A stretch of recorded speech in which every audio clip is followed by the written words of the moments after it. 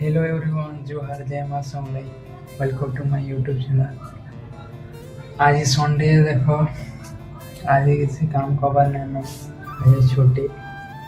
बर्तमान एटा घरे अच्छु, गाधी गुजा सारी नुए खाया बताली।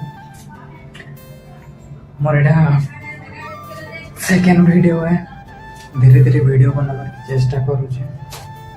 आमे अच्छु इहादे तमिलनाडु में गोटे कंपानी काम कर रूम भड़ा कर देखुन गोटे खाइबार रूम, किचन रूम, गोटे शोवा रूम और बारंडा वगैरह अच्छे।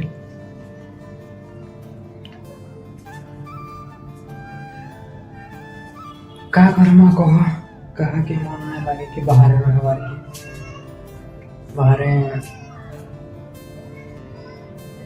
बाहर रहबार के कहा के भी पसंद ना लगे। बाहर रहबार के सबको पसंद है, आराम से फल खाना खाई बल से रहेंगे। लेकिन क्या करमा पैसा लगे बाहर रहबार पड़ुଛି। गोटे मजबूरी है। तो मैंने जानू तो गोटे मिडिल क्लास एमती है। आम पाखे किसी नहीं थी। धीरे धीरे आम आसिकी कंपानी काम करके धीरे धीरे टी आगे पढ़ल।